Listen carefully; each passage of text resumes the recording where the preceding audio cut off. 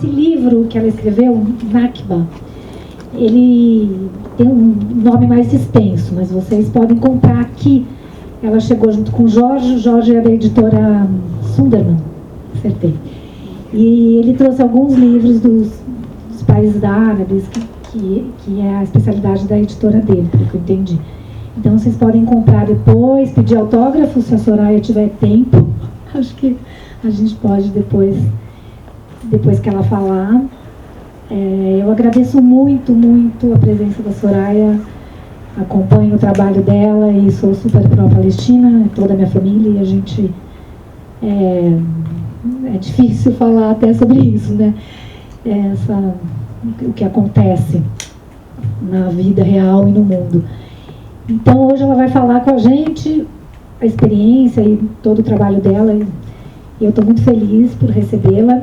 E eu percebo que tem várias pessoas que nunca vieram aqui. O Quintal Amêndola é esse espaço que é a minha casa. Eu moro com os meus filhos e a minha prima, que não pôde estar aqui hoje, a Tatiana. A gente abriu faz 5 anos esse espaço para receber pessoas que têm muito a nos ensinar, a trazer conhecimento e o saber.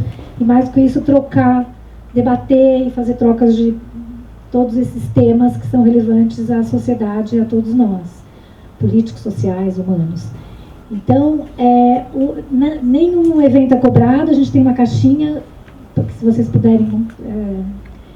puderem participar, colocar algum dinheirinho na caixinha, a gente agradece, e o valor é estimulado por vocês. Está bem ali na frente, tem uma mesa e a caixinha está em cima da mesa.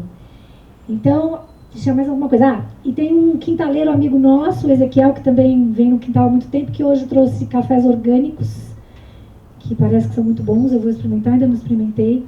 Então, são todas essas pessoas parceiras e que estão com a gente. Eu agradeço muito. Mais uma vez a Soraya, obrigada. Vou dar a palavra a elas. Obrigada pela presença de todos. Então, primeiro, agradecer o convite da Daniela, agradecer ao Quintal Amêndola por nos receber aqui. Muito obrigada. Obrigada pela oportunidade de falar com vocês. Eu sou Soraya Misler, sou palestina brasileira, como a Daniela já explicou. E eu quero começar dizendo para vocês que enquanto a gente realiza essa atividade aqui hoje, Israel aprovou 6.000 novas unidades em assentamentos ilegais israelenses hoje. Enquanto nós fazemos essa atividade, Israel continua a demolir as casas em Jerusalém de palestinos, e casas que os palestinos são obrigados a demolir, as próprias casas, e pagar por isso. Na última semana foram 100 casas demolidas em Jerusalém. Enquanto nós fazemos essa atividade, Israel tem intimado crianças de 4 a 6 anos para interrogatório. E matou, só neste ano, 16 crianças. Enquanto a gente realiza esta atividade, foram 54 mortos em Gaza. Gaza, que vive um cerco desumano há 12 anos e que, segundo a ONU, se tornará inabitável em 2020. Enquanto a gente faz essa atividade, os refugiados palestinos no Líbano, que são parte dos 5 milhões de refugiados a um raio de 150 quilômetros da Palestina histórica, impedidos de retornar para suas terras, se levantam contra mais uma lei racista que impede até mesmo o direito ao trabalho. Eles estão se levantando nos campos de refugiados porque o ministro do Trabalho baixou uma lei de estrangeiros que impede palestinos e também sírios até mesmo de trabalhar. Os palestinos já eram impedidos a exercer mais de 70 profissões no Líbano. Eles sempre foram considerados população excedente, submetidos a massacres e toda sorte de discriminação, e agora essa discriminação avança no Líbano. Essa é a situação que está submetido o povo palestino. O que eu quero dizer para vocês, quando eu começo a falar tudo isso, é que a Nakba, a catástrofe palestina, continua. Ela continua há mais de 71 anos. A catástrofe palestina é o que Nakba é uma palavra árabe que significa catástrofe, e é como nós chamamos, palestinos, a criação do Estado de Israel mediante limpeza étnica em 15 de maio de 1948, que resultou na expulsão de 800 mil palestinos das suas terras, entre os quais o meu pai, aos 13 anos de idade, e a minha família. Destruição de cerca de 500 aldeias, entre as quais a aldeia da minha família. E se a Nakba continua hoje, ela começou a ser planejada muito antes de 48. A Nakba, catástrofe palestina, começa em fins do século XIX, quando surge um movimento político chamado sionismo, movimento político, sionismo, em fins do século XIX. O pai do sionismo, Theodor Herzl, em 1896, ele publica um livrinho chamado O Estado Judeu, e o sionismo pregava que era preciso, que era impossível a assimilação dos judeus no mundo diante de uma série de perseguições que aconteciam de fato, aconteciam os pogroms na Rússia, como vocês sabem, perseguições, e pregava isso, mas na verdade, até novos historiadores israelenses dizem que isso era mais uma desculpa do sionismo, né? Porque havia judeus revolucionários lutando contra a opressão nos seus lugares, inclusive na Rússia, e o sionismo atuava como contra-revolucionário para tirar essas pessoas da luta. E fazia, enquanto isso, reuniões, inclusive o próprio Herzl esteve em 1904 na Rússia para se encontrar com o chefe dos pogroms, para dizer que se eles os ajudassem a constituir um Estado judeu, ele ia convencer as pessoas de que o sionismo era a saída, sair da Rússia e a não atuar pela revolução naquele momento, a sair do movimento de luta contra a opressão e a exploração que acontecia naquele momento. Esse é o sionismo. O sionismo então pregava a constituição de um Estado exclusivamente judeu em algum lugar do mundo. Nesse livro, O Estado Judeu, publicado por Theodor Herzl, ele fala, ele não escreve que seria a Palestina, o que já bota por terra essa história de retorno há 2000 anos, que nunca existiu.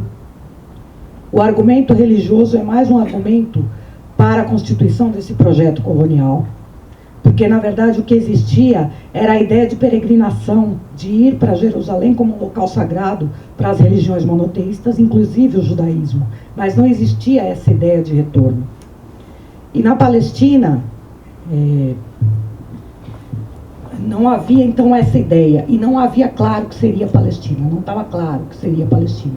Em 1897, no primeiro congresso da Basileia, na Suíça, com a presença de 200 delegados do primeiro congresso sionista, é que eles aprovam que seria a Palestina esse local de colonização. E dizem que seria um apelo importante, né? Seria uma propaganda importante para o projeto colonial se fosse a Palestina. De fato, eles vão trabalhar nesse sentido. Em fins do século XIX, tinha 6% de judeus na Palestina, judeus palestinos, assim como havia muçulmanos, a maioria da população, cristãos e provavelmente não religiosos, como em qualquer lugar. Viviam sob o jugo do Império Otomano, turco-otomano, que vai durar 400 anos, como vocês sabem. Então essa era a situação. Logo depois, ainda no final do século XIX, começam as primeiras ondas de imigração, porque o sionismo tinha claro, desde o início, que para constituir o Estado que eles queriam, seria somente através do que eles chamavam de transferência, na verdade um eufemismo para a limpeza étnica. Transferência de uma população nativa, árabe, não judia, para fora das suas terras, e transferência de imigrantes europeus vindos da Europa do Leste e Central para dentro da Palestina para colonizar aquelas terras, para a conquista da terra e do trabalho. Esse é o projeto sionista. E, de fato, eles vão fazer isso.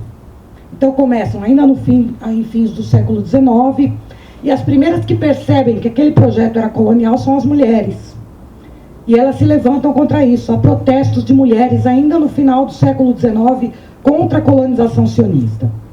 O sionismo, logo de início, dizia que era preciso se aliar ao imperialismo do momento, às potências hegemônicas, para realizar o seu intento de colonização. Porque eles entendiam claramente que a Palestina, era estratégica geopoliticamente, porque ela liga a Europa e a Ásia, um pedacinho da África. É um local de trânsito de mercadorias, então é estratégica para qualquer imperialismo. Então, naquela época, logo após, aí na Primeira Guerra Mundial, o imperialismo britânico, em 1917, Arthur Balfour, secretário de Relações de Assuntos Estrangeiros da Grã-Bretanha, vai aprovar a Declaração Balfour, em 2 de novembro de 1917, se declarando favorável à constituição de um lar nacional judeu na Palestina.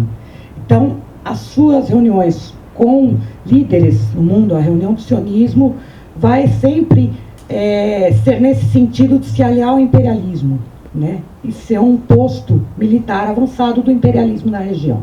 E, de fato, Israel vai se constituir assim.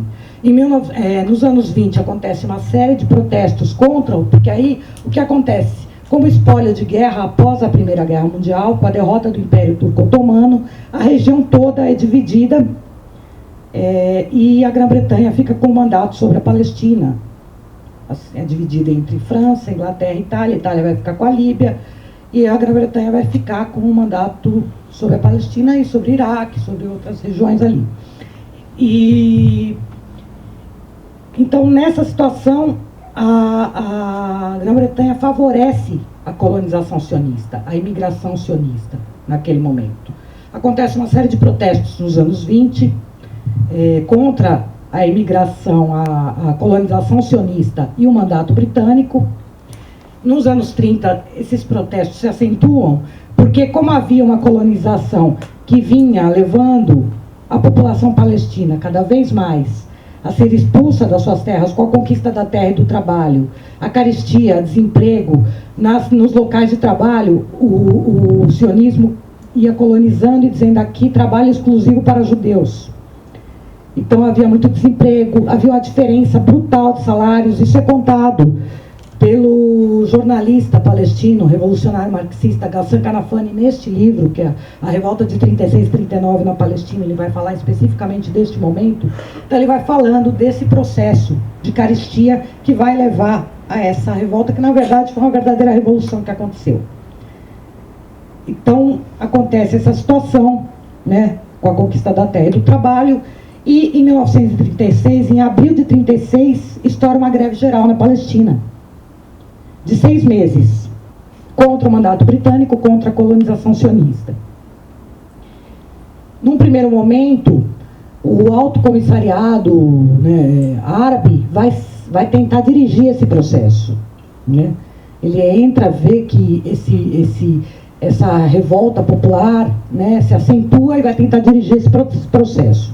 No meio disso, a Inglaterra tenta conter, primeiro tenta conter através de restringir a imigração, a revolução se acentua, explode e há uma repressão violenta. E aí é que Kanafani vai denunciar os inimigos da causa palestina, que ele vai verificar durante esse processo da revolução de 36 a 39, que ele identifica como sendo o imperialismo e o sionismo, claro, os regimes árabes e a burguesia e elite árabe palestina, pelo seu papel neste processo para derrotar a revolução de 36 a 39. Lamentavelmente, o que a gente vê hoje é que esses inimigos continuam atuais. São os mesmos inimigos da causa palestina. A revolta de 36 e 39 foi o momento mais próximo que se chegou da libertação da Palestina. Ela é derrotada. São 5 mil mortos, 19 mil feridos, as lideranças todas são mortas e eram colocadas como exemplo, enforcadas na Palestina. Os palestinos, para vocês terem uma ideia, não podiam sequer portar uma faca de cozinha.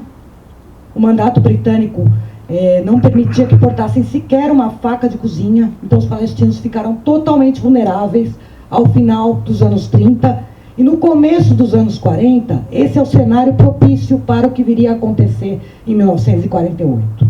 No começo dos anos 40, o sionismo começa a constituir o que ficou conhecido como Arquivo dos Vilarejos, em que eles mapeavam as aldeias palestinas, inclusive aproveitando-se da hospitalidade dos camponeses. A Palestina, naquele momento, a maioria das pessoas vivia em aldeias rurais, e eram pessoas muito simples, que viviam do que tiravam da terra. E eles se aproveitavam daquilo, inclusive dessa hospitalidade, para mapear as aldeias. Então eles sabiam o número de árvores que havia em cada aldeia, quais eram as terras mais férteis, qual o número de jovens, homens, mulheres. E um dado importante que constava desses arquivos de vilarejos era de onde saíram as lideranças para a Revolução de 36 a 39. E ali se comprova historicamente que aconteceram os piores massacres. De posse desses arquivos dos vilarejos, eles vão constituir os planos militares deliberados para a limpeza étnica na Palestina. Então eles vão elaborar 4 planos. E o mais agressivo, e que vai selar o destino dos palestinos naquele momento, é o plano Dalet, o derradeiro. E ali está escrito quais serão as aldeias que vão ser cercadas e tomadas primeiro. Então, inicialmente, o sionismo visava as terras mais férteis, as áreas planas onde havia as terras mais férteis. E, de fato, nós vamos ver que vão seguir de acordo com esses planos militares.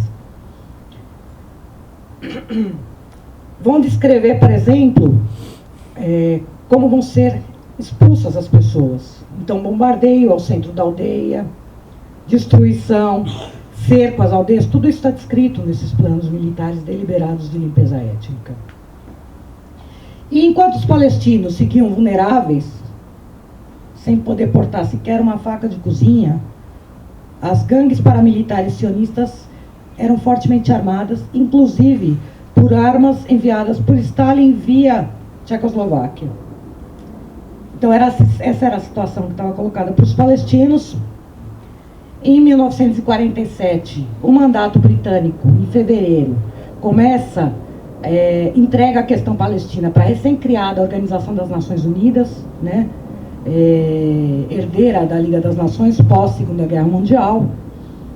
E em novembro, depois de vários lobbies, reuniões e negociatas de bastidores, é realizada a Assembleia Geral das Nações Unidas em 29 de novembro de 1947, presidida pelo diplomata brasileiro Oswaldo Aranha, que vai recomendar a partilha da Palestina em um Estado judeu e um árabe.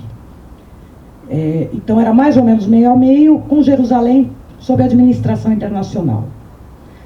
Naquele momento, mesmo depois de várias ondas de imigração, havia menos de 30% de judeus na Palestina. E a ONU entrega para um projeto colonial metade da Palestina.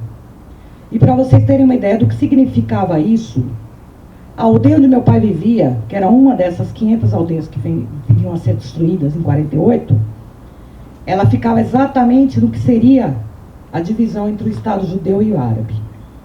Era uma aldeia de 2.000 habitantes. E no plano de divisão, de partilha, o cemitério da aldeia e algumas casinhas ficariam do lado do Estado judeu. O meu avô, isso é a história que meu pai contou, a memória palestina, né, dizia assim: não é possível, filho, nós não vamos poder nem enterrar os nossos mortos. E ao final, Israel tomou toda a aldeia. Então foi assim que aconteceu. Em 47, quando a ONU delega para um projeto colonial metade da Palestina, ela dá o sinal verde para que se colocassem em execução os planos militares deliberados de limpeza étnica. E isso, de fato, vai começar a acontecer 12 dias depois da recomendação de partilha da Assembleia Geral das Nações Unidas. Ali começa o processo de expulsão nas aldeias. E durante 6 meses, eles vão expulsar 800 mil palestinos. Então se cria Israel em 15 de maio de 1948. Em 78% da Palestina histórica, lembrem-se que eu falei, a própria aldeia do meu pai, que se previa que uma parte ficaria para os palestinos, o que era uma grande mentira, como se comprovou historicamente. foi totalmente tomada. Israel se cria, então, em 78% da Palestina histórica.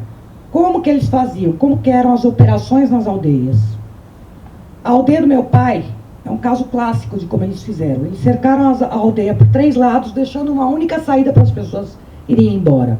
Bombardearam o centro da aldeia, as aldeias todas pequenininhas, muito próximas. A Palestina inteira, histórica, tem o tamanho de Sergipe. Então, uma aldeiazinha rural, eles bombardeavam o centro da aldeia, bombardearam no final da tarde, quando as crianças estavam saindo da escola. E cercaram e disseram para as pessoas: se vocês não saírem daqui, vai acontecer com vocês o que aconteceu em Deir Yassin. Eles usavam um megafone para dizer isso. Deir Yassin é o massacre mais conhecido de 31 que aconteceram, em que eles cercaram totalmente a aldeia. Aconteceu em 9 de abril de 1948, esse massacre. Nessa aldeia que tinha 750 habitantes, eles cercaram integralmente. E uma das armas, logicamente, foi o estupro nessas aldeias. Tem relatos de que eles abriam a barriga das mulheres grávidas à faca. Então era esse tipo de relato e de terror psicológico que eles faziam nas outras aldeias para expulsar as pessoas. Inclusive fizeram isso na aldeia da minha família. Então os palestinos foram expulsos e aí se criou a situação mais longa de refúgio da era contemporânea, que continua até hoje. Em 67, Israel ocupou o restante da Palestina, que é o que vocês ouvem falar hoje, de Gaza, Cisjordânia e Jerusalém Oriental, são 22% da Palestina histórica. Israel ocupou militarmente em 67. Até 67, até 67, Gaza estava sob administração do Egito, Cisjordânia sob administração da Jordânia, e Jerusalém Oriental, Jerusalém também sob administração da Jordânia, até 67. Israel ocupa militarmente essas áreas, ocupa também o Golã, né? Sinai, né? Depois vai devolvendo os acordos de Camp David em 79, Golã não.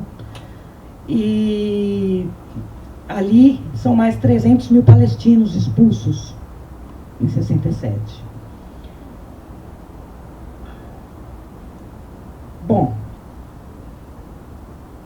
lembrem-se que eu falei que os regimes árabes são inimigos da causa palestina. E aí eu preciso voltar um pouquinho para algo que eu esqueci de comentar com vocês. Naquela ocupação que aconteceu nas aldeias, uma das histórias que consta inclusive no meu livro, porque a segunda parte é o estudo de casos sobre a aldeia da minha família, havia, por exemplo, naquela aldeia, 200 a 300 soldados iraquianos. A distância até o posto de comando, né, do Iraque era de 6 quilômetros. Quando a aldeia foi cercada, o comandante chamou por rádio e falou: a aldeia está cercada e nós precisamos de reforços. Eles disseram: não temos ordens, retirem-se. O comandante jogou o rádio longe e ficou ali, junto com os palestinos, com as suas armas, que eram improvisadas, lutando, e resistiram bravamente, como os palestinos resistem até hoje bravamente. E foram todos mortos, porque eram 3.000 sionistas cercando a aldeia para 200, 300, abandonados pelos regimes árabes que prometeram salvar a Palestina. Isso que aconteceu. Então, em 67, agora pulando de novo, né, Israel ocupou o restante da Palestina e essa ocupação segue até os dias atuais. Em 87 a 91 acontece uma intifada, né? A intifada é uma palavra árabe que significa levante. E ao final desse período começam a ser negociados os acordos de Oslo, que são assinados em setembro de 93. Tem aquela famosa imagem, né, do Arafat, que era uma liderança importante palestina, da Organização para a Libertação da Palestina, teve um papel importante na história durante os anos áureos da OLP, mas naquele momento ele decide servir ao projeto colonial sionista. Porque ele acreditava Primeiro, que ele se apoiava muito, né, na aliança com os regimes e cada vez mais eles fechavam as portas. E naquele momento ele abandona a luta revolucionária pela libertação da Palestina. Antes disso já tinha havido declarações de aceitar 2 estados, que nunca foi justo, pelo relato que eu estou contando para vocês. Vocês podem perceber claramente que não seria solução para a totalidade do povo palestino, porque nunca foram contemplados, inclusive, os refugiados, em qualquer proposta, né? Então, naquele momento, quando se assina Oslo, naquela imagem famosa que a gente vê, né, de Arafat apertando a mão do Isaac Rabin, né, com o Bill Clinton ao fundo, intermediado pelos Estados Unidos, vejam só, o imperialismo do momento, aliado do sionismo, né? Então se assina Oslo, e Oslo o que quer? Então 2 estados em que eles vão dividir e se prometer que gradualmente aquele território seria entregue para os palestinos. O que é lógico que nunca aconteceu, porque nunca era o plano. Eu costumo dizer, tem gente que diz que Oslo foi um fracasso, né? Quando você vai estudar Oslo, você vê que Oslo não foi um fracasso, porque ele nunca visou a paz. A menos que a gente acredite em paz dos cemitérios. Aí sim, Oslo, nós podemos dizer que visava a paz. A tal da paz dos cemitérios. Que era acabar com a resistência, enfraquecer qualquer movimento de solidariedade e ganhar ainda um capataz para conter a luta revolucionária palestina, a resistência palestina. Então Oslo divide a Cisjordânia em áreas A, B e C, né, e depois vai ter a área H, então, e cria a Autoridade Nacional Palestina, sem nenhuma autonomia, controlando as fronteiras, controlando por ar, terra e mar, tudo controlado por Israel, com dependência econômica integral de Israel, inclusive para receber fundos estrangeiros. Isso era Oslo. E quando eles dividem em áreas A, B e C, a área A sob controle sob administração da Autoridade Nacional Palestina, que nessa situação, sem autonomia nenhuma. A área B mista, que é a administração da Autoridade Palestina e controle militar israelense. E a área C sob controle militar israelense. Quando você vai ver no mapa, 60% era a área C. E o que a gente vai ver depois de Oslo, como muitos palestinos jovens dizem, Oslo foi uma nova Nakba, um novo desastre. Eles nunca viram um único dia de paz. E eles continuam a viver sem ver um único dia de paz. Depois de Oslo, mais que dobrou o número de assentamentos legais. Aquelas 6.000 unidades de assentamentos legais que eu coloquei para vocês, hoje são 700.000 colonos nesses assentamentos. Isso ganha um salto depois de Oslo. Depois de Oslo, Israel se converte no que seria o polo de tecnologia, de informação e de segurança para exportação para o mundo. 70% dessa tecnologia de inteligência e de segurança destina-se à exportação. Depois de Oslo, é construído o Muro do Apartheid, na Cisjordânia, que divide famílias e impede todos os direitos humanos fundamentais, como direito de ir e vir, direito à saúde, direito a ir a hospitais, à educação, ao trabalho. Não que antes os palestinos tivessem direito, mas isso se agrava ainda mais depois do que era chamado de acordo de paz. Numa propaganda, mais uma propaganda israelense. O que a gente vai ver é que ao longo da história Israel investe tanto na militarização quanto nas relações públicas. E é por isso que tem muita confusão ainda hoje sobre palestinos e Palestina. Eu costumo dizer que palestinos e Palestina são ilustres desconhecidos até hoje. As pessoas muito falam, comentam-se na mídia, mas não sabem, desconhecem a contextualização histórica, desconhecem toda essa trajetória. E esses dados que eu coloquei para vocês no começo não chegam. Os palestinos são só números. Pior ainda, a visão que se tem é que eles são os outros, diferentes de nós, que nos enxergamos como ocidentais, aqui, nessa visão de que de tão característica do orientalismo, para usar o termo do intelectual palestino Eduardo Said, né, de que eles são os bárbaros, atrasados, vivem em guerra, são briguentos, não são civilizados, enquanto os racionais, os lógicos, são os ocidentais, e Israel se coloca entre esses. Então, um polo de civilização avançada era uma das propagandas israelenses. A única democracia do Oriente Médio é a outra propaganda israelense, o que é uma grande mentira. Israel tem mais de 50 leis racistas contra os descendentes e os palestinos remanescentes em 48. Nos territórios de 48, onde hoje é Israel, ficaram 160 mil palestinos só. Hoje são 1,5 milhão. Essa população é considerada de segunda a terceira categoria. Não tem os mesmos direitos. Tem mais de 50 leis racistas contra esses palestinos. Nós temos o território palestino e a sociedade palestina inteiramente fragmentada. Na minha família a gente não se conhece porque está espalhada pelo mundo. Então nós temos parentes na Europa, nos Estados Unidos, em países árabes, dentro da Palestina. E nós, às vezes, nos conhecemos por foto ou por Facebook, e alguns de nós não nos conhecemos. O meu pai, depois de expulso, ficou um tempo ainda nos territórios de 67, até vir para o Brasil, depois que meu avô faleceu, porque antes o meu avô, que chorava todos os dias e dizia: quando eu voltar para minha terra, eu vou pintar as paredes da minha casa como eu pintaria o rosto da minha noiva. E o meu avô morreu sem realizar isso, claro. E depois que ele faleceu, a situação era dramática, porque eles tinham perdido a terra, que era o que garantia a sobrevivência deles. Então, o mais velho assume a família, entre os árabes, é assim que funciona.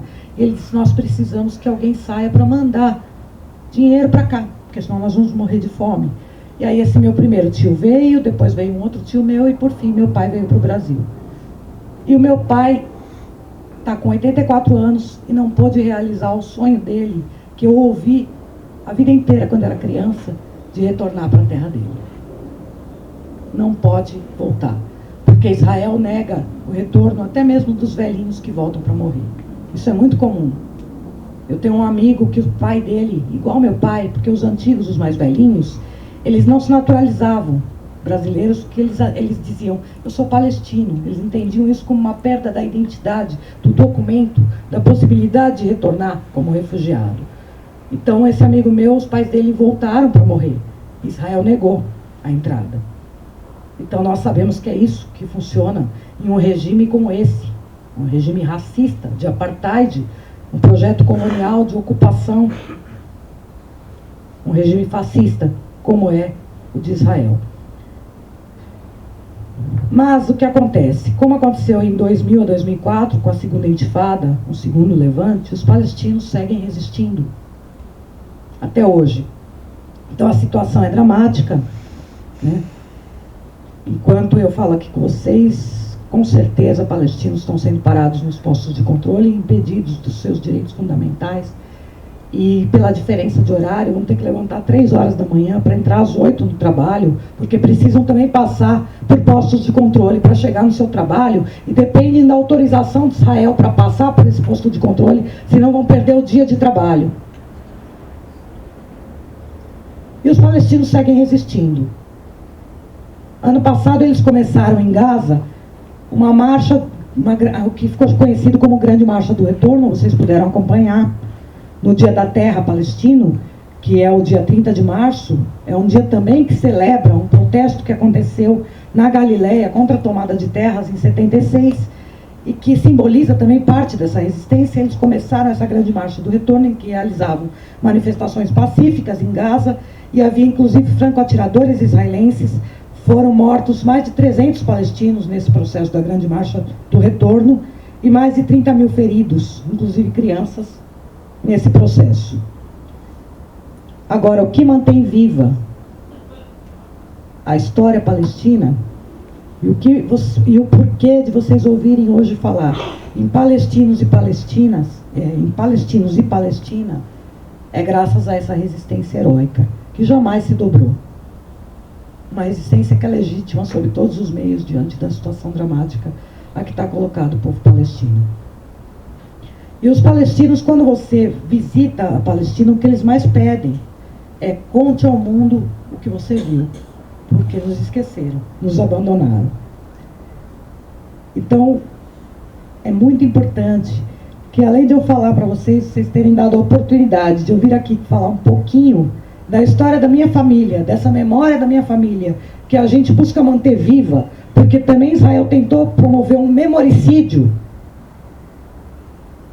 e não, inclusive o primeiro-ministro de Israel, Davi Ben-Gurion, em 48, dizia: os velhos morrerão, os jovens esquecerão. E também a resistência, a gente continuar a perpetuar essa memória e a nossa identidade, onde quer que a gente tenha nascido. Além disso, é muito importante que vocês também contem o que ouviram e procurem e se informar mais ainda. Esse é o pedido que eu faço para vocês. E, para além disso, a gente pede que vocês abracem a causa palestina. A solidariedade internacional é urgente, diante de uma situação dramática a que está submetido o povo palestino. Trump agora diz que quer liquidar de vez a causa palestina e propõe o que é chamado de acordo do século. Inclusive, se reuniram agora, dia 25 de junho, no Bahrein, em Manana, na conferência, que o nome era da Paz à Prosperidade, em que diziam que iam dar 50 bilhões de dólares para a região, e estão dando 9 bilhões para o Egito, 6 bilhões para o Líbano, 7 e poucos bilhões para Jordânia, e disseram que vão investir 28 bilhões de dólares na Palestina, na verdade, trazendo a iniciativa privada através de fundos de investimento, apartando Gaza, que é onde é o principal foco de resistência hoje, até pela situação de não ter nada a perder, como está colocado. Então, apartando Gaza do restante da Palestina, que já está apartada, mas dizendo que Gaza estaria fora da Palestina, entregando Gaza de volta para controle do Egito e abrindo o deserto do Sinai, colocando uma zona industrial com capital misto, inclusive capital israelense, para os palestinos trabalharem lá. Quer dizer, essa é a proposta do Trump, o que ele chama de Nova Palestina, manter os assentamentos ilegais israelenses e liquidar com a causa palestina dessa forma. Mas os palestinos sabem disso. E os palestinos, no mesmo período em que acontecia essa conferência no Bahrein, se levantavam e faziam uma greve geral na Palestina. E é nessa resistência que a gente acredita e se inspira. E quando a gente coloca aqui como tema que Palestina é a luta dos oprimidos e explorados, é porque é. Porque a Palestina é o símbolo da luta internacionalista. É o símbolo das lutas contra a opressão e a exploração. E é nessa resistência que nós temos que nos inspirar hoje, por exemplo, aqui no Brasil. Inclusive, porque esse governo é o governo explicitamente sionista que está colocado aí. Bolsonaro declara abertamente seu amor por Israel. E promete ainda mais acordos. O Brasil, infelizmente, nos governos Lula e Dilma, se tornou um dos 5 maiores importadores de tecnologia militar israelense. Tecnologia que sustenta esse projeto de ocupação, esse projeto colonial.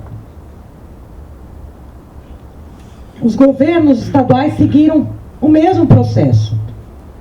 Então, a gente viu, por exemplo, o Itzel, no Rio de Janeiro, que falava que tinha que atirar na cabecinha, logo depois de eleito, e que é a favor de matar cada vez mais e explicitamente favelados, o que continua a acontecer lá hoje, é também com armas israelenses. Caveirões israelenses que estão na mão do BOP foram comprados de uma empresa israelense a partir de 2013. Aqui a gente vê os guardiões, que são blindados israelenses em São Paulo, na mão da polícia militar, que o governo estadual comprou por mais de 30 milhões. E depois ainda comprou por colocou mais dinheiro público para comprar blindados israelenses aqui em São Paulo. Várias dessas tecnologias militares israelenses estão nas mãos das polícias, que promovem o extermínio e o genocídio da população pobre, negra e indígena aqui no Brasil. É uma só luta. A luta contra a opressão e exploração. E a Palestina é símbolo dessa luta. Por essa razão, nós temos junto conosco indígenas que se identificam imediatamente quando a gente vai falar com eles. Eu estive na aldeia Jaraguá e a identificação é imediata. Eu estive no Complexo da Maré, na comunidade da Maré, E eles estão na campanha, que é a campanha central de solidariedade ao povo palestino, que é a campanha de BDS, boicote, desinvestimento e sanções a Israel. Esse é o chamado da sociedade civil palestina, aos moldes do chamado que foi feito contra o apartheid na África do Sul nos anos 90, e que ajudou a pôr fim ao regime institucionalizado de apartheid na África do Sul. A campanha de boicote é um chamado que foi feito há 14 anos e tem uma série de vitórias. E nós precisamos que todo mundo peça embargo militar e pressione por embargo militar aqui no Brasil.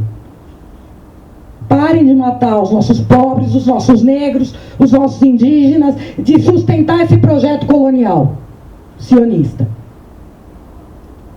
A gente viu esses dias o Bolsonaro, que faz apologia aberta a torturador, a ditadura, ter uma postura abjeta e nojenta em relação ao Fernando Santa Cruz, desaparecido político. Uma ofensa aos mortos desaparecidos, lutadores que lutaram aqui na ditadura. Uma ofensa às famílias dos mortos e desaparecidos. Daqueles desaparecidos e que eles não puderam nem sequer enterrar. E essa ditadura, aqui no Brasil, como em toda a América Latina, tinha a mão de Israel. Isso é comprovado por estudos. Treinamento israelense. A Embaixada de Israel, em 64, saudou o golpe aqui no Brasil. E disse, espero que dure. Então faz sentido o Bolsonaro declarar o seu amor a Israel. É a mesma história. Os mesmos criminosos com que nós temos que nos levantar. E nos levantar, como eu disse, nos inspirando naqueles que não abaixam a cabeça. E que sabem que é nosso direito tomar o nosso destino nas nossas mãos. Que a gente siga o exemplo dos palestinos, dessa resistência heróica, e aqui no Brasil também se levante e luta. Obrigada.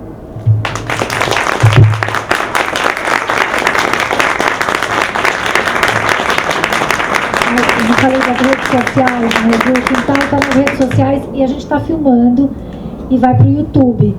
Então logo mais vocês podem assistir de novo e divulgar, mostrar o vídeo e é isso. Obrigada. Então, quem quiser comprar o livro, o Jorge está vendendo aqui. Quem quiser fazer perguntas, agora passamos para as perguntas, debate e depois logo mais autógrafos. Eu acho que dá para falar alto, né? Não sei se vocês estão me ouvindo. Sim. Então acho que dá, não precisa, se precisasse não ouvirem, daí ela usa o... Tá bom, obrigada. Vai lá, você quer falar? Cláudio. Eu queria saber um pouco sobre a história das laranjas, sobre a campanha que foi feita na Europa sobre as laranjas palestinas que passaram a ser israelenses, né? Mais alguém? Acho que a gente podia fazer uma conversa assim de 3, 4 perguntas. Alguém, gente? A questão da água na Palestina. Ok. Laranja, água. Laranja, Eu queria saber sobre o BDS. Tipo, como que funcionam esses boicotes? Se tem alguma... Imagino que tenha resistência israelense em relação à ocupação e tal, se também rola boicote em relação a eles. Desculpa, não entendi. Resistência israelense à ocupação. Não resistência israelense, mas imagino que tenha israelenses contra a ocupação. Ah, tá. Se também acontece boicote Contra eles? Tá.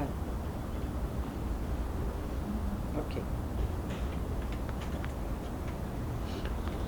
Responda essas 3? Pode ser, gente. Tá. Ok. Eu acho que tudo bem. Essa história das laranjas eu não conheço bem. Vou ser bem sincera, não conheço bem essa história das O laranjas. começo dos fake news, né? Ou seja, foi uma grande campanha, né? Que eles se apropriaram dos campos de laranjas que eram famosas, né? E eles se apropriaram e mostravam desenhos e fotografias de colonos israelenses trabalhando nos campos de laranja que tinham se apropriado, né? Ah, tá. E eles Entendi. passaram a usar a laranja como um símbolo, né, dessa prosperidade que eles estavam criando aparentemente em campos que teoricamente eram inférteis. Tá. E que produziam há 200 anos aquelas laranjas que eram palestinas. Entendi. Inclusive os colonos israelenses tinham trabalhado para os palestinos e depois tomaram esses campos, Entendi. depois dos bombardeios. Tá, entendi. Mas Então, achei que vocês sabiam um pouco mais sobre essa história. Entendi. Né? Que Ok. é uma Obrigada. história muito escondida, né, também. Obrigada.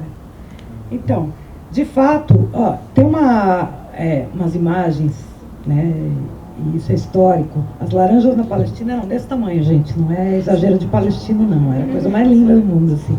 Né, as frutas palestinas, o pessoal fala que lá Israel tinha essa propaganda de que faria florescer o deserto. Isso é uma grande mentira, né? Isso é uma grande mentira. E as laranjas de Jaffa são a região que produzia essas laranjas que eram belíssimas, assim. As laranjas enormes e tal, né?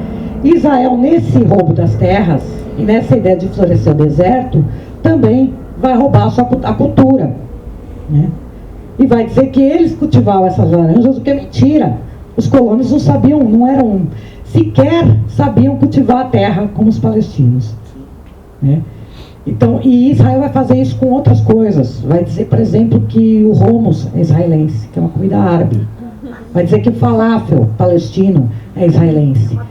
Existem várias campanhas de que não se apropriem da nossa cultura, inclusive do nosso modo de vida, da nossa cultura, né?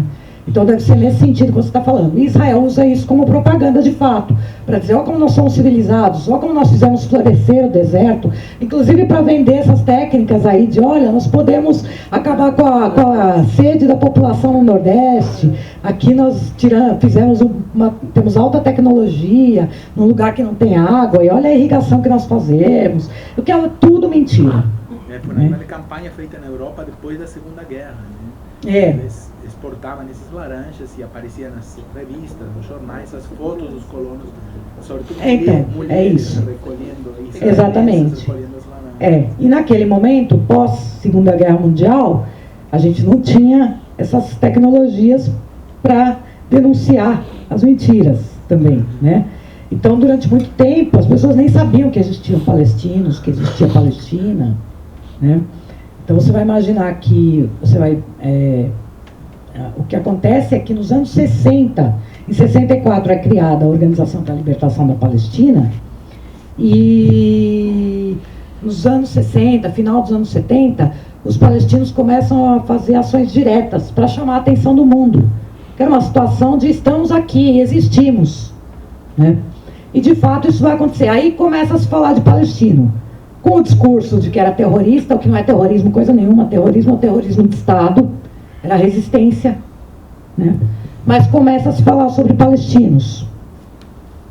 Até lá, então, Israel usa isso como propaganda. Olha como nós somos civilizados, olha como nós fazemos florescer o deserto. Pacíficos. Né? Olha o tamanho da laranja, olha essas laranjas que não existiam, que nós produzimos. Tudo mentira. Eu posso mostrar para vocês, posso mandar para a Daniela fotos nos anos 20 dessas laranjas em Jaffa, né? E dessas plantações. E coisas... Jaffa. Coisas que eles botaram abaixo, passaram com o trator por cima, né? Na terra do meu pai, porque eles eram agricultores, família de camponeses, família do meu pai, e eles viviam do meu pai sempre contava essas histórias para mim quando eu era criança. Eles viviam do que eles tiravam da terra. Não existia dinheiro, não existia, era do que tirava da terra, da sobrevivência. E era a troca, um sistema de troca daquilo que tirava da terra, era assim que eles viviam. Como é que viviam os palestinos naquela época? Antes do sionismo, da colonização sionista. Não existia convite nas aldeias para casamento. Todo mundo ia. Não existia tranca nas portas. Uma vida simples. Eram essas histórias que os palestinos velhinhos contam. A memória dos nossos velhinhos traz essas histórias de um lugar que eles foram arrancados, né? Desta maneira. E nesse arrancar, eles também tentaram arrancar as nossas raízes, inclusive as raízes de quem cultivava a terra. E é por isso essa história das laranjas. Não sei se... Eu vi um documentário sobre isso, né, que, assim, bom, acompanho a causa palestina desde que tem uso e razão, né, mas esse documentário me chocou muito. Qual que era o documentário? Essa apropriação, né? Nunca mais consegui achar o documentário. Eu assisti nos primórdios do YouTube. Né? Você lembra o nome? Eram as laranjas de Jaffa, principalmente, né? Mas eu acho que talvez procurando agora, né, que tem um nome, né, assim, volte a achar, né? Legal. E também mostra as imagens do bombardeio que teve num porto, né, que foi Era o porto de Marinha Jaffa, britânica isso. Que bombardeou. Avisou que as pessoas tinham que sair porque ia ser bombardeado e horas depois começaram o bombardeio, que não saiu, morreu. E eram barcos escapando com palestinos, né, desse porto. Isso, exato. E essas imagens aparecem também nesse documentário. Isso mesmo. Eles trocaram o nome para Yafo e é uma cidade israelense hoje. Que era essa cidade. Sobre a água na Palestina. Existe um apartheid da água também, né, por parte de Israel. Inclusive, quando você chega na Cisjordânia, pode passar despercebido, mas as caixas d'água, as casas palestinas, são diferentes dos assentamentos. Então, os assentamentos têm caixa d'água branca. E as casas palestinas têm várias caixas d'água pretas. Né? Existe uma diferença da quantidade que vai ser destinada para um de água e para outro. Então, assentamentos, quando você passa pelos lugares que são os assentamentos, você vai ver áreas floridas, férteis, piscinas. Eles recebem muito mais do que a Organização Mundial da Saúde recomenda de água. Enquanto isso, os palestinos recebem muitíssimo menos do que é o mínimo para sobreviver de água. Existe um apartheid da água. E a empresa que controla isso se chama Mekorot. É uma empresa israelense, a gente tem uma campanha de boicote a Mekorot, porque é uma empresa que o embaixador de Israel tem visitado governadores do Nordeste, principalmente, e também, inclusive, para esses projetos de contratos de dessalinização, e também essa empresa israelense, que é parte do Estado sionista, também faz essa visita para convênios com essas empresas de abastecimento de água, de saneamento no Nordeste. Né? Então, aqui no Brasil, a gente teve 2 vitórias importantes. Uma foi aqui em São Paulo, em 2011. A gente conseguiu, a gente estava numa audiência pública na Assembleia Legislativa, né? O Janazzi tinha chamado uma audiência pública, e aí a gente propôs para ele apresentar um requerimento pedindo informações sobre o convênio de cooperação tecnológica com a Sabesp. E ajudamos ele a elaborar, a denunciar o que era a Mekorot, e na época a Sabesp rompeu o memorando de entendimento, suspendeu o memorando de entendimento para a cooperação tecnológica, em 2011. Foi uma vitória importante do movimento BDS à época. E a outra vitória foi na Bahia. A empresa de água da Bahia também suspendeu a cooperação tecnológica com a Mekorot. Então a Mekorot é um dos alvos do boicote justamente por promover o apartheid da água. Né? Essa é a situação dos palestinos. Isso eu estou falando de Cisjordânia. Gaza ainda é pior. Né? Gaza bombardearam toda a infraestrutura e os palestinos não conseguiram sequer reconstruir as suas casas. Em 2014, que foi o pior bombardeio, para vocês terem uma ideia do que acontece em Gaza, desde o cerco, há 12 anos, Gaza já sofreu 3 grandes bombardeios. O maior deles foi, vocês viram, em 2014, durante 51 dias, mataram 2.200 pessoas, inclusive 530 crianças, e lá acontecem bombardeios a conta-gotas. Em maio aconteceu um que matou 27 pessoas, inclusive 3 mulheres, uma delas grávida, e 2 bebês. Então isso é comum, os bombardeios são comuns em Gaza, essa é a realidade que eles vivem. E quem perdeu as suas casas nos bombardeios anteriores não pode reconstruir até hoje. E lá neva, viu, gente? Na Palestina neva, faz frio, muito frio. E os palestinos estão nessa situação. E água, então toda a infraestrutura destruída. Os palestinos em Gaza têm só 4 horas de energia elétrica por dia. Então vivem nessa situação. 80% dependem de ajuda humanitária, Gaza e 50% estão desempregados. Uma prisão a céu aberto, um campo de concentração a céu aberto. Então, a gente falar em apartheid da água, vocês podem imaginar o que é essa situação em Gaza, então, né? E a terceira pergunta, que é em relação ao BDS. Bom, o BDS é um chamado da sociedade civil palestina, feito em 2005, que traz demandas fundamentais do povo palestino. É uma campanha em unidade de ação com diversas forças políticas, que têm visões diferentes, né? E é assim que a gente faz o chamado aqui também, né? Uma campanha para que a gente construa unidade de ação. O que é o BDS? Boicote é boicote a produtos. Desinvestimento é exigir de empresas que são cúmplices do apartheid o desinvestimento. Israel perdeu 46% dos investimentos estrangeiros com a campanha de boicote nesses 14 anos.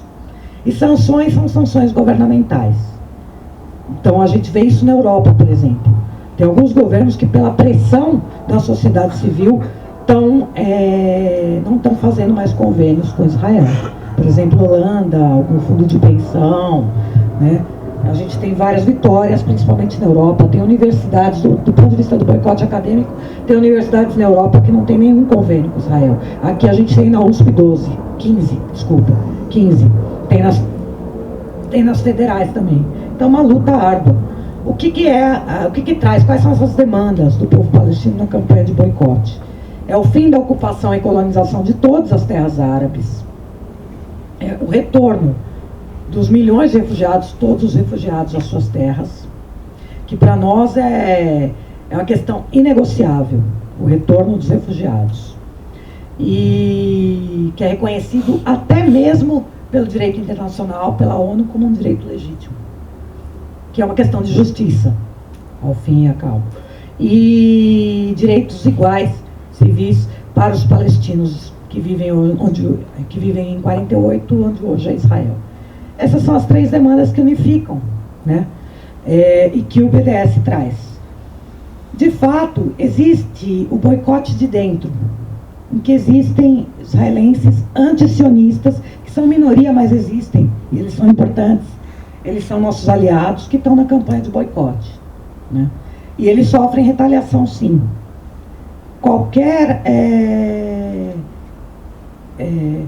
Não precisa nem ser antisionista para sofrer retaliação, na verdade, né?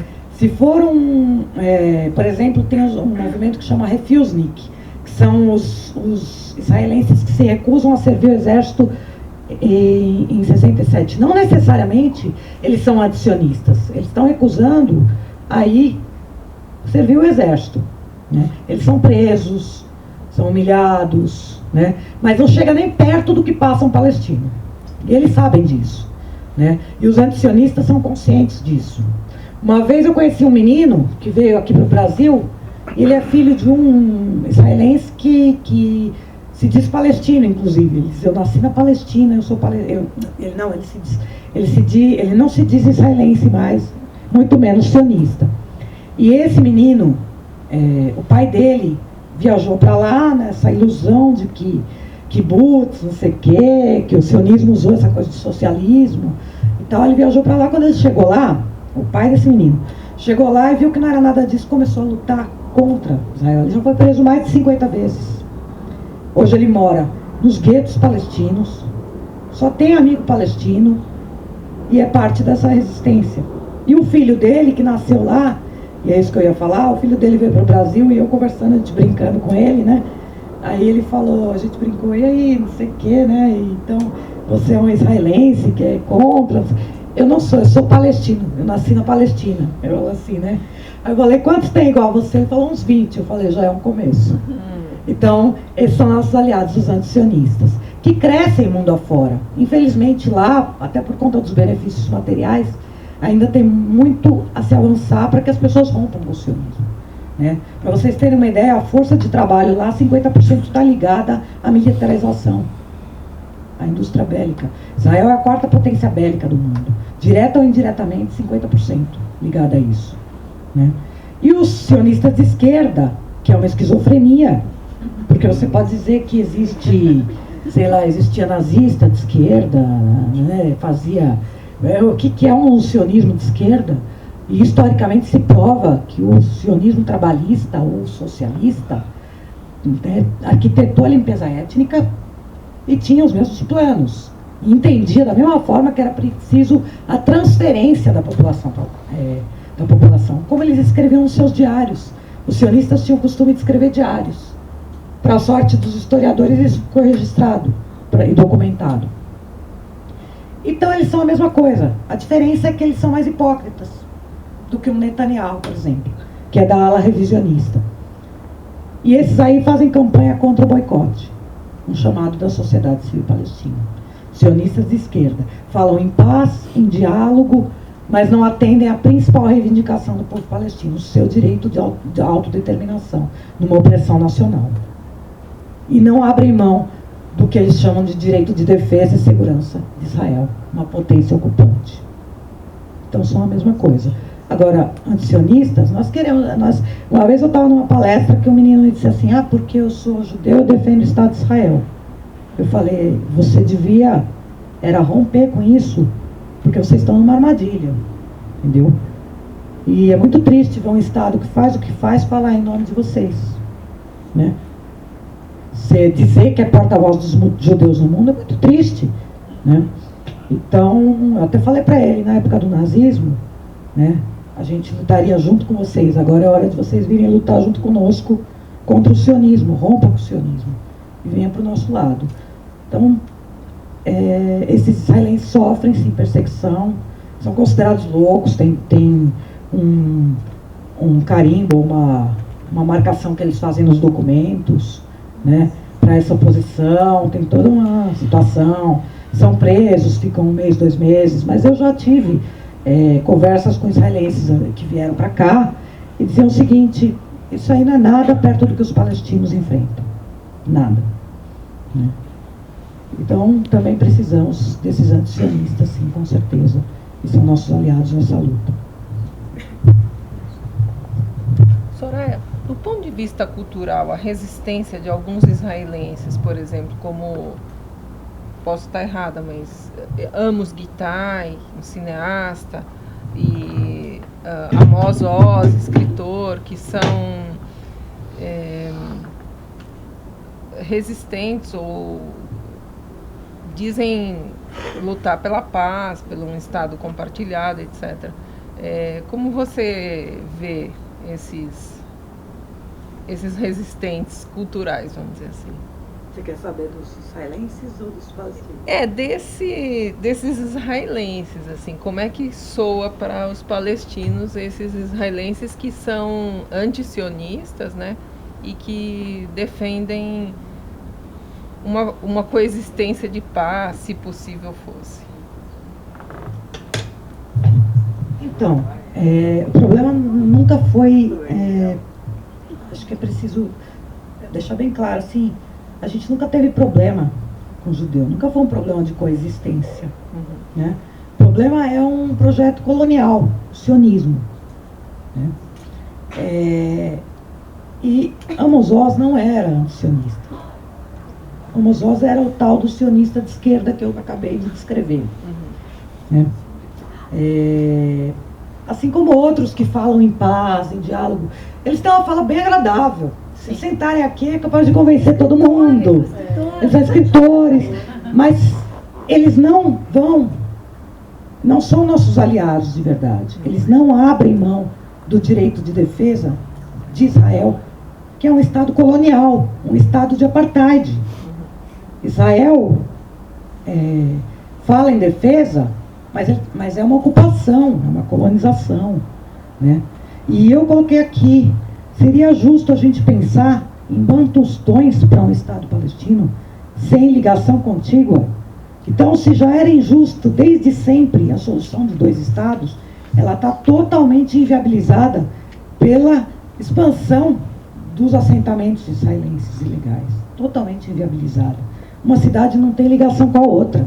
Cidades, como eu falei para vocês, que a distância era pequena, as pessoas precisam andar 2, 3 horas para chegar num lugar, porque elas não podem passar pelas estradas exclusivas israelenses. Richard Falk, que era o relator de direitos humanos da ONU, uma vez uma pessoa perguntou para ele, 2 estados, 1 estado, e ele respondeu: pensar em 2 estados é totalmente inviável. Pensar em 1 estado é impossível.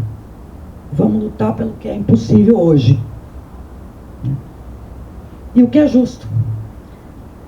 Esses aí não estão lutando por justiça. E esse discurso deles de paz, de diálogo, né, na verdade, não aderem à campanha de solidariedade chamada por aqueles que vivem a opressão. Pelo contrário, fazem propaganda contra. Eles são sionistas de esquerda. Eles não são nossos aliados. Nosso problema não é a coexistência. A gente costuma dizer qual seria uma solução justa. Seria um Estado único palestino, laico, livre e democrático, não racista, com direitos iguais para todos e todas que queiram viver em paz com os palestinos.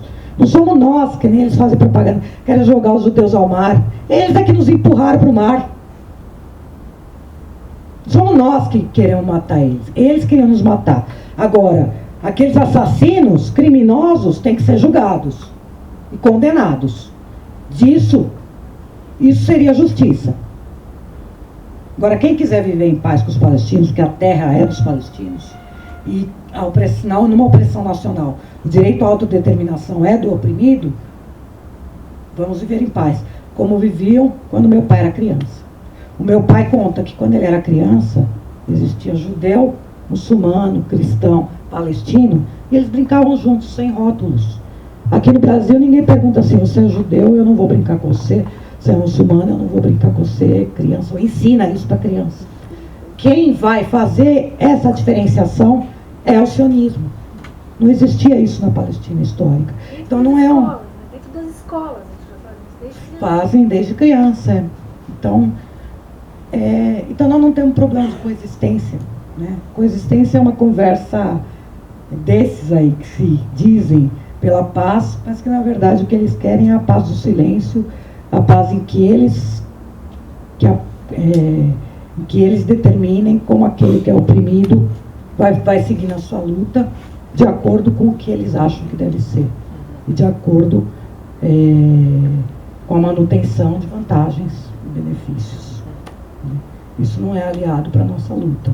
Por isso que eu falei que o tema da palestra, a nossa luta, é a luta dos oprimidos e explorados, porque a gente vai verificar que é entre esses que a gente encontra o apoio à causa palestina historicamente, né? Inclusive durante a ditadura aqui no Brasil, ditadura civil-militar, né? Os que estavam lutando contra a ditadura, né, sempre levantavam a bandeira da Palestina. Como hoje a gente vê em tudo que é manifestação aqui no Brasil, por direitos, a bandeira da Palestina erguida. Tem uma pergunta ali e outra aqui.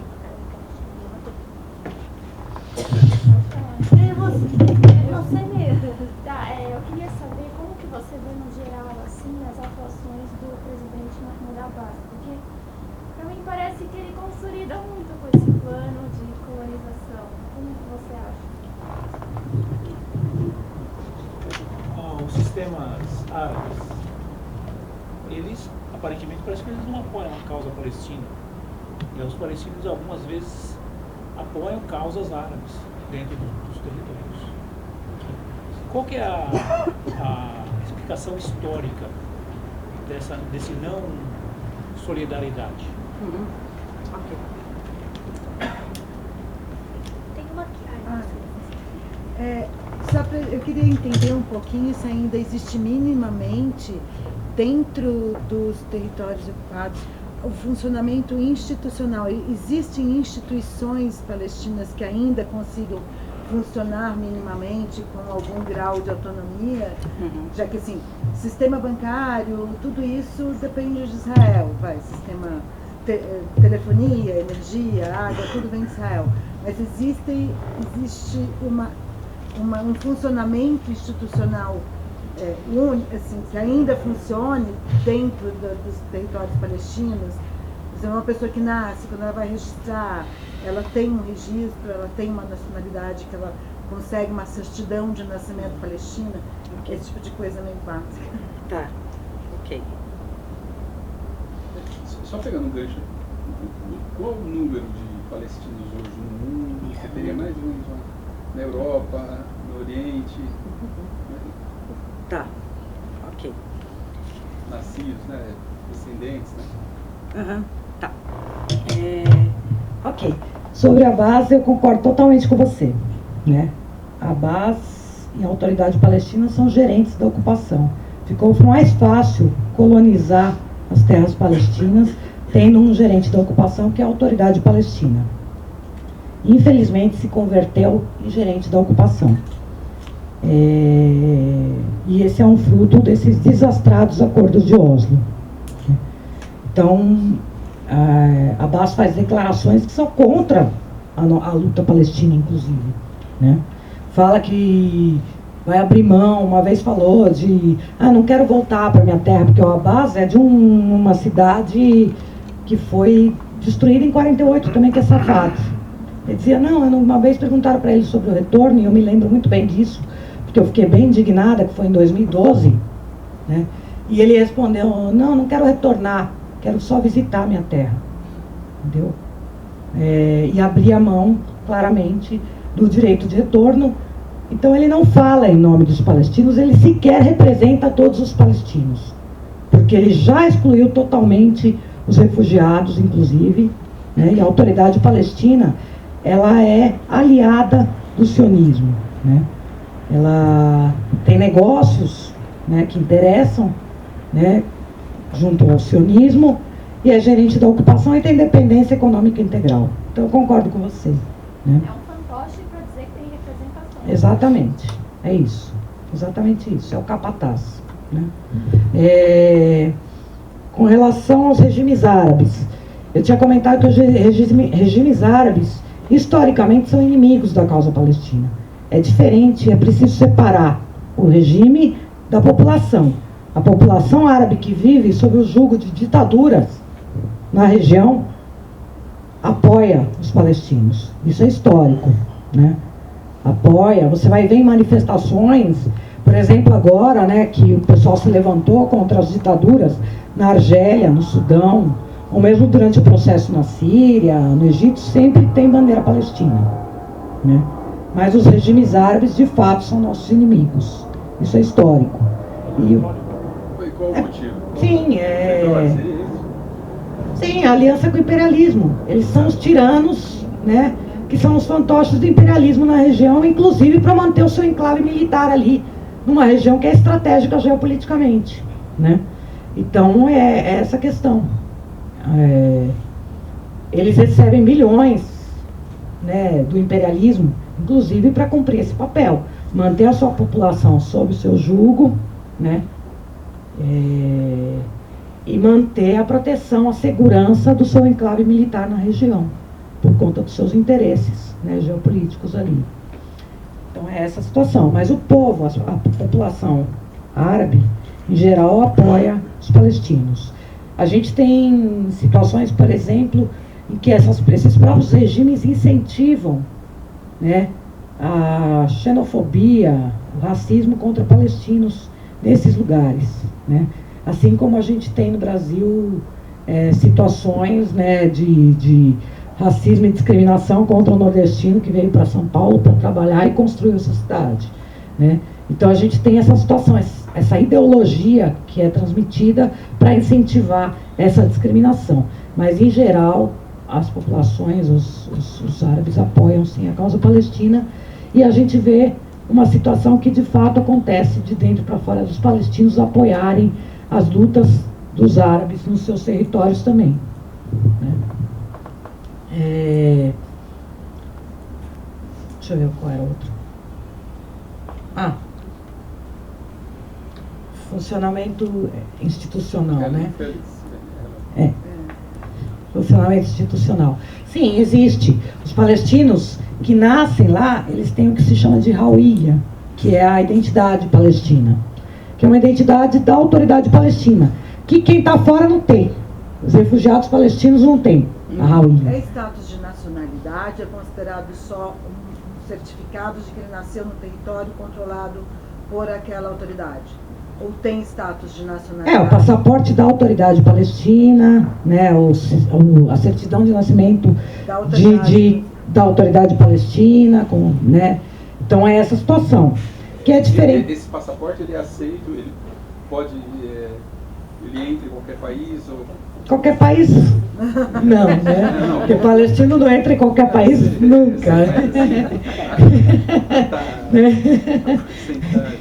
Mas sim, é um passaporte válido porque existe um reconhecimento da autoridade palestina dessa ideia de Estado palestino, que na verdade é só uma ideia, né? Existe, mas...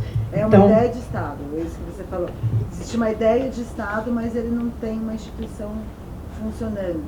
Não, ele passa tem... por lá, mas, por exemplo, o seu passaporte não é carimbado para dizer que você entrou no Estado de Israel, você entrou na Palestina, você entra no Estado de Israel.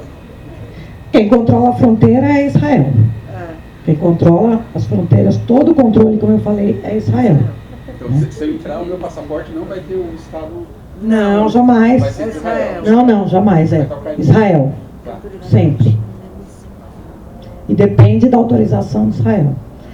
Mas tem as instituições funcionando, inclusive porque tenta se dar um ar de normalidade nessas áreas que são administradas pela autoridade palestina, a área A. Então, quando você chega em Ramallah, por exemplo, você tem um cenário que parece uma situação de normalidade.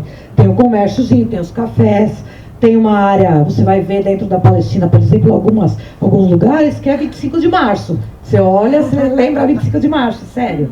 Né? Aquele comércio que você vê nas ruas, tal, banquinha de fruta. Tem um ar... Normalmente, tem um ar de normalidade.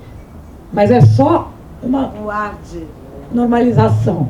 Diria assim, não é normalidade, é uma normalização do apartheid, porque todo o controle é israelense, todo. Mesmo em Ramallah, quando você olha, que você tem essa visão e essa imagem, quando você senta num café, de um lugarzinho que tudo funciona, ok e tal, tem a Universidade Palestina, não sei o quê, administrada pela autoridade palestina, você vai olhar para as casinhas e vai ver as caixas pretas que eu te falei. Né? Então, essa é a situação, é a tal da normalização que eu coloquei, né? A maquiagem de um apartheid. E quem está em Ramallah não pode ir para a área C, que é uma cidade, por exemplo, de Al-Halil, que é Hebron, né? Hebron, por exemplo, é um caso, assim, tem uma parte que é a área AB, né? Então você está andando por aquilo, tem fonte de água, tem banca de fruta, tem 25 de março na cidade, você olha, puxa, lugar bonito, agradável. Aí ele fala assim, vai andando. Quando você chega na cidade velha, da mesma cidade, que é Hebron, muda totalmente o cenário, porque é a área C.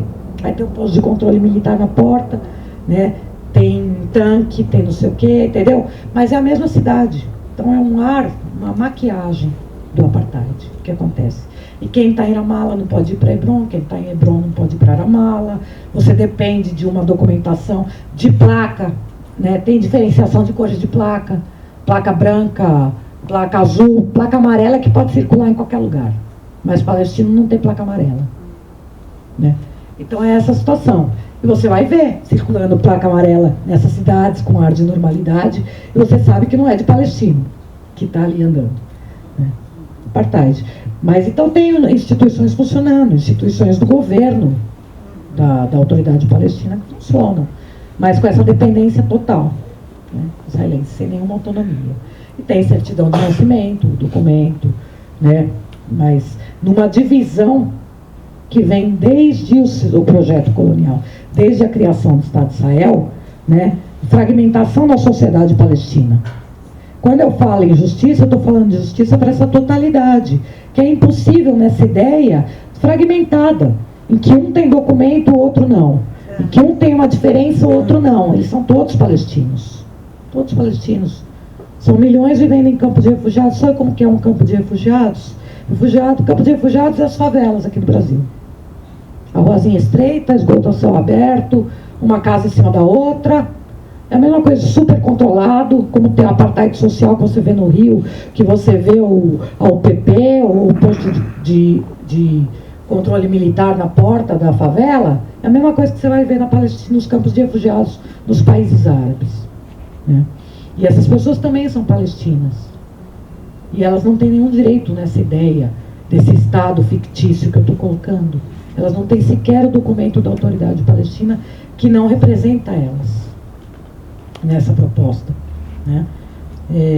A gente tem uma situação que quem está em Gaza não pode encontrar com quem está na Cisjordânia, não pode ir para Jerusalém, quem está na Cisjordânia não pode entrar em Jerusalém nem para rezar, entendeu? Precisa de autorização para entrar, para ir rezar na mesquita. E quem está lá, e muito menos ir encontrar com um palestino de 48.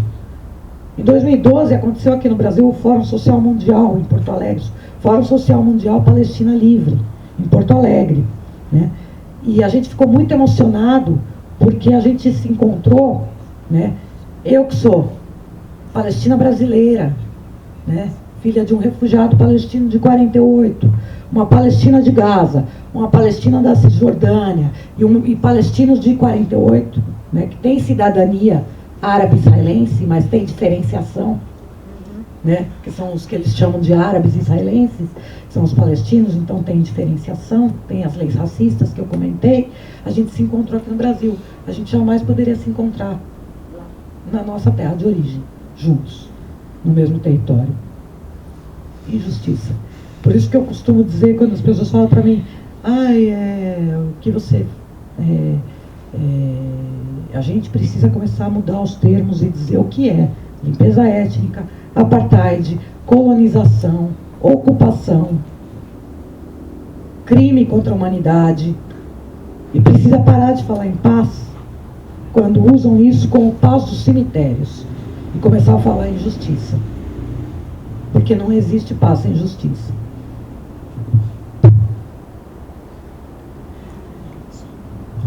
Deixa eu ver se esqueci alguma coisa. Escrevi mais alguma coisa aqui, não lembro se esqueci. O número no mundo, perdão. O número no mundo. Então, estima-se que há cerca de 12 milhões de palestinos no mundo, né? Metade dentro, metade fora da Palestina. Mais ou menos isso.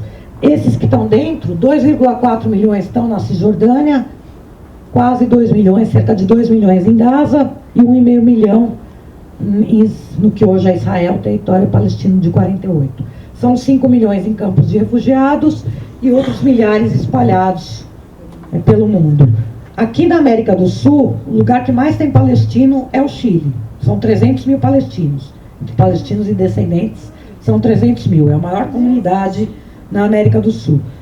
Aqui em São Paulo não tem um censo, mas falam em 50, 60 mil. São Paulo não, Brasil, desculpa.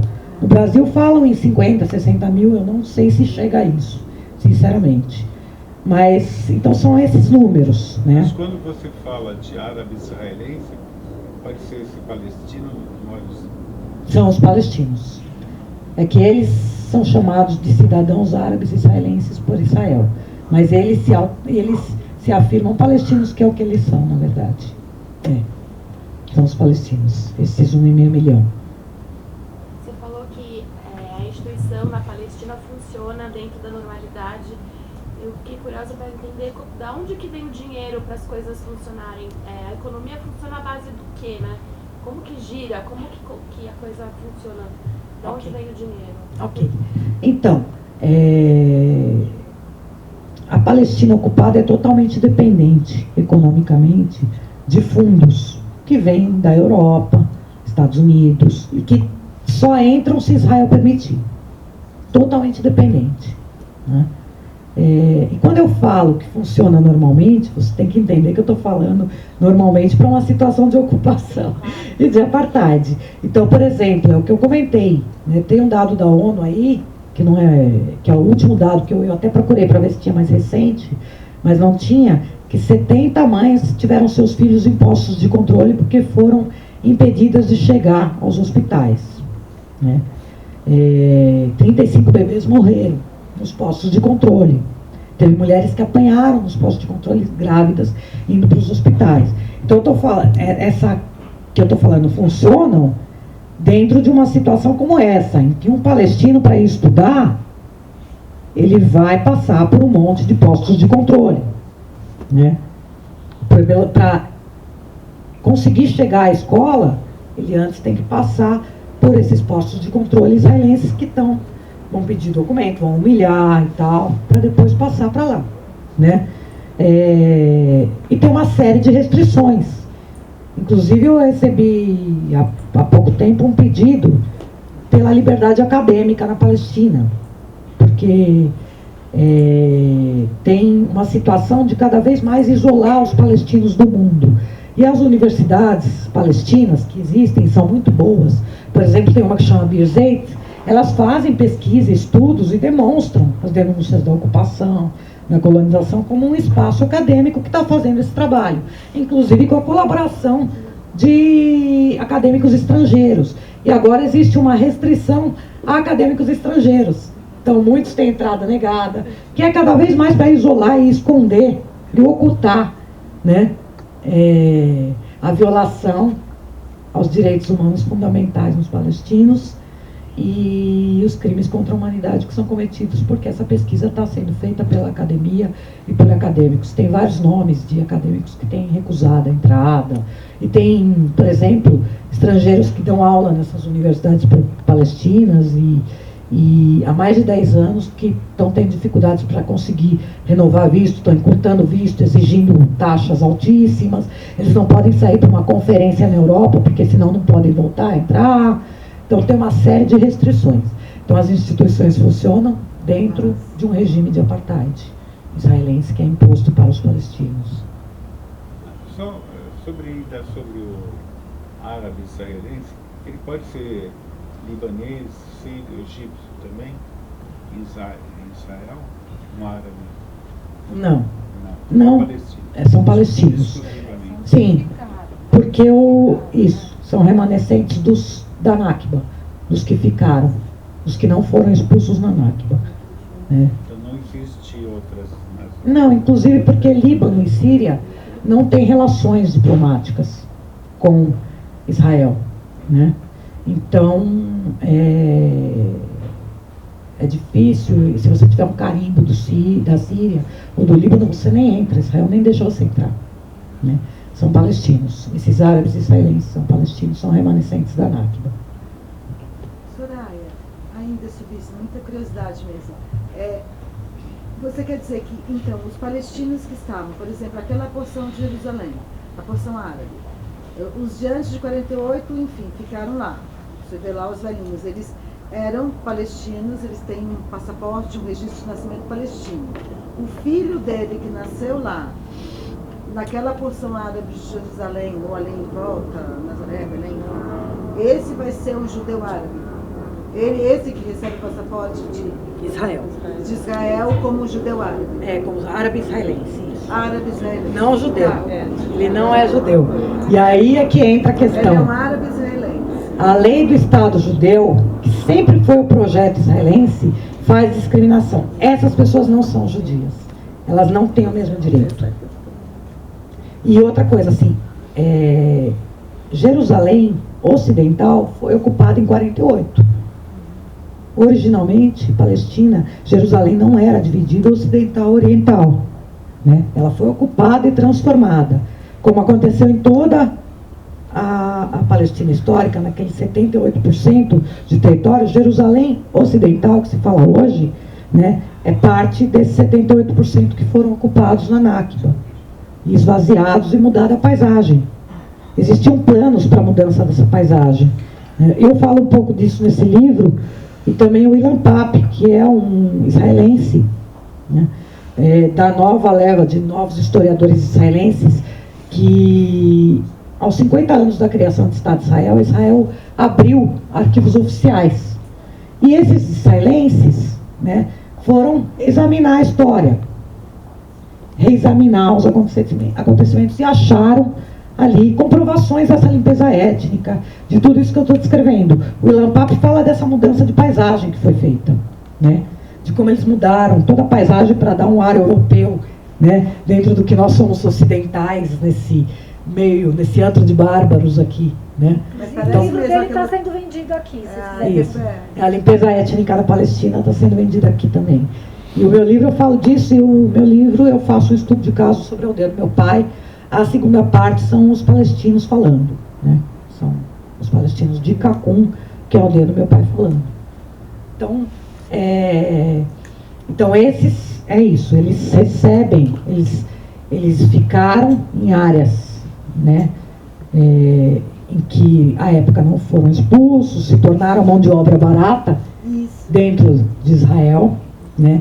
Mas nessas áreas, dentro do que hoje é Israel, tem mais ou menos, assim, se eu me lembro bem, são 100 aldeias palestinas em que não chega a serviço básico, em que as pessoas não têm ordem de construção permanente das suas casas, mesmo dentro do que hoje é Israel. E dentro dessas leis, das 50 leis, tem a lei do proprietário ausente. Então, aqueles que eles expulsaram, eles passam a tomar a casa e colocar um sionista ali e passaram com o trator por cima e acabou, né? Então, que é uma forma também de negar o retorno dos refugiados às terras de onde eles foram expulsos. Mas esses são os árabes israelenses, sim, aqueles que são remanescentes. Soraya, assim, nesse mundo ideal, se tivesse um mundo ideal para frente, vamos dizer assim, uma consequência um resultado dessa luta de resistência dando certo, qual seria o modelo da causa palestina para essa convivência entre árabes, palestinos e judeus? Olha, eu vou falar do meu pensamento. Do meu pensamento seria a Palestina histórica lá de trás, onde vivia o meu pai quando era criança. Seria isso. É viável, assim, até em termos de infraestrutura, porque você diz que tem, vamos dizer, 6 milhões de palestinos no mundo, espalhados, né? 6 milhões lá e 6 milhões espalhados. Há espaço na terra ali para tanta gente mais? Com certeza. É possível? Com certeza. Tem áreas lá que eles apresentam como ecoturismo, que eram aldeias que foram destruídas em 48 que estão vazias. E hoje são usadas para ecoturismo. Eu vi fotos de aldeias que foram destruídas em 48 e hoje são áreas que eles falam que é ecoturismo, cemitério de aldeia palestina, com certeza. E, sinceramente, eu acho que a gente deveria pensar, né, dessa perspectiva, que essas pessoas têm o direito, além de tudo, essas pessoas têm o direito à sua terra. Isso tem que estar em primeiro plano. Essas pessoas têm o direito à sua terra. É uma questão de justiça. A população de Israel é qual? A população israelense total, Israel tem 7 milhões. Vamos tirar esses 1,5 milhão, aí 5 milhões e meio.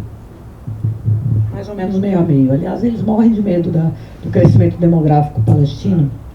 E por isso que eles não dão os mesmos direitos também de tudo, porque eles morrem de medo dessas... Por isso que fala de direitos iguais, obedece, né? Palestino tem 8, 10 filhos, né? A sociedade tradicional tem 8, 10 filhos. Então eles morrem de medo desse crescimento demográfico. Mais ou menos tem é o que eu falei, é mais ou menos meio a meio hoje, né?